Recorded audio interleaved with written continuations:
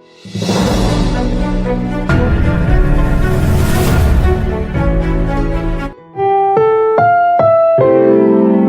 programang ito ay rated SPG, striktong patnubay at gabay ng magulang ang kailangan. Maaaring may masiselang tema, lengguwahe, karahasan, sexual, horror o droga na hindi angkop sa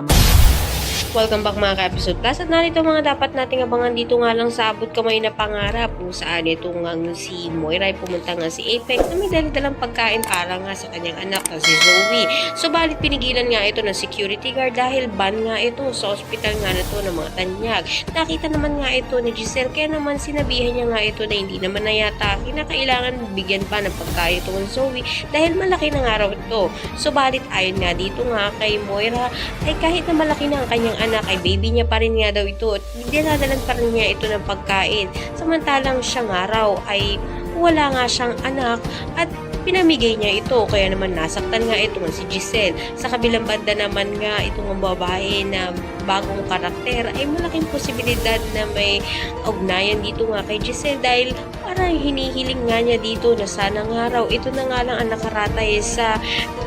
kama at nag-aagaw buhay.